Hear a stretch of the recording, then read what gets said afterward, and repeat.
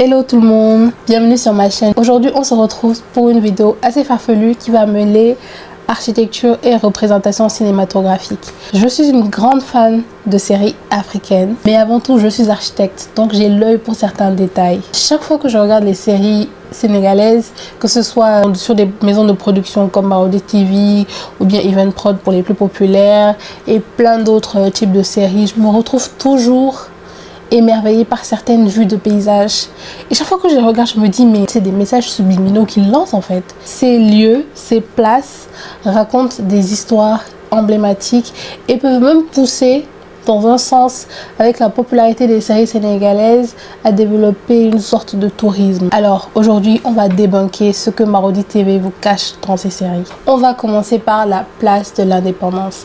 La place de l'Indépendance, je ne sais pas combien de fois j'ai vu les images de cette place sur tous les angles possibles passer sur Jeu de Dames, c'est incroyable. La place de l'Indépendance, c'est l'une des places historiques et l'une, pour ne pas dire l'une des plus importantes de Dakar. Elle portait d'abord le nom de place Protet.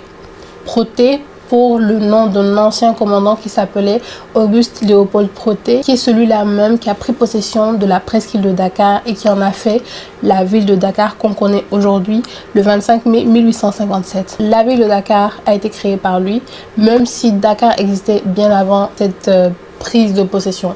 Donc elle habitait par des populations lébou. Pourquoi cette place était importante? Parce qu'elle était la principale place de la nouvelle ville de Dakar qui venait d'être créée.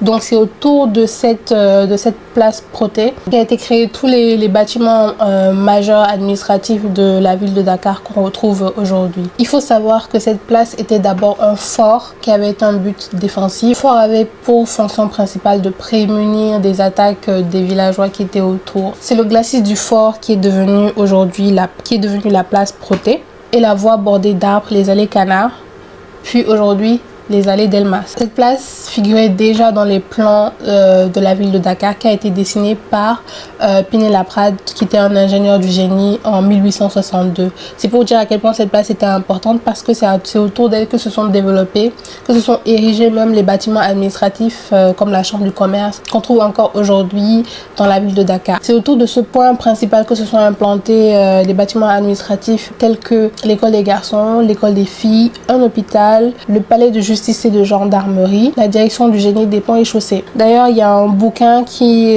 l'illustre très bien et qui en parle. Je vous mettrai sa photo juste à côté. C'est un livre qui est récemment sorti qui retrace en gros les transformations et l'histoire de Dakar au cours des siècles. Moi, j'adore lire.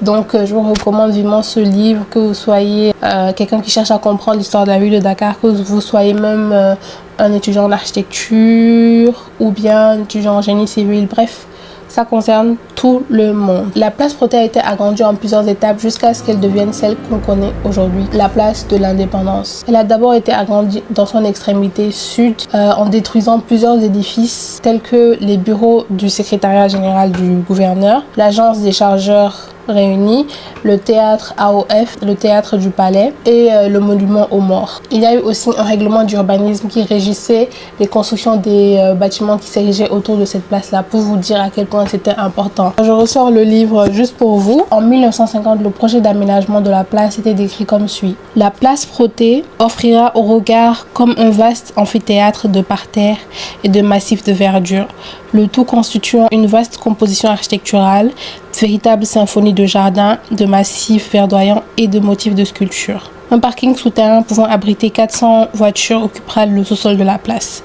Tous les bâtiments entourant la place, élevés dans une même ordonnance architecturale sobre mais monumentale, comportant en bordure des voies une servitude de portique de 4,50 mètres de largeur, offrant au regard du spectateur un cadre à la fois harmonieux et achevé. Pause. J'ai oublié de mentionner qu'à ce projet d'aménagement de 1950, il était imaginé un building de 110 mètres de hauteur qui viendrait terminer la composition du décor de la place Protet. Voici une des transformations qui était imaginée pour la place Protet. En 2014, il y a eu un autre projet d'aménagement de RMS Architects qui est une boîte étrangère qui n'a jamais vu le jour malheureusement. En tout cas, si je retrouve des images, je vous les mettrai affichées. Mais c'était une place assez intéressante. C'était un grand projet de transformation de la place Protet avec des parkings, des souterrains, etc. Mais il n'a jamais abouti. Avec l'indépendance en 1960, la place Protet a été rebaptisée par Léopold Sédar Senghor comme la place de l'indépendance aujourd'hui, et elle a été réinvestie par la population sénégalaise. Aujourd'hui, c'est le cœur de la ville. Quand on parle du plateau, on parle de la place de l'indépendance parce que c'est l'une des plaques tournantes qui abrite plein de bâtiments aujourd'hui importants dans la ville de Dakar, comme la chambre de commerce. Aujourd'hui, cette place est un lieu de passage et de détente, bien que son rôle symbolique dans la naissance de la ville de Dakar est fortement diminué. Les gens s'aventurent quand tu fais des courses dans tout Dakar. En tout cas, moi, pour la petite étudiante que j'étais à l'époque, quand je partais en ville après avoir fini mes courses, j'aimais bien aller à la place de l'Indépendance pour m'asseoir sous les arbres, me détendre, écouter les bruits de la fontaine, même si autour on a une effervescence parce que c'est une plaque tournante de la ville aujourd'hui. Donc autour il y a des hôtels, il y a le Pullman qui est pas loin, il y a la chambre de commerce aussi. Franchement, c'est une place qui est hyper chouette et qui retrace quand même l'histoire de Dakar, parce que c'est là-bas que ça a commencé. En tout cas, la ville de Dakar a commencé là-bas, et c'est une histoire qui mérite d'être racontée. Maintenant, vous ne direz pas que vous ne saviez pas. Et voilà, merci d'avoir pris le temps de m'écouter jusqu'au bout. Si tu as appris un truc ou si ça t'a fait réfléchir, lâche un like, abonne-toi et balance ton avis en commentaire. À bientôt pour la partie 2.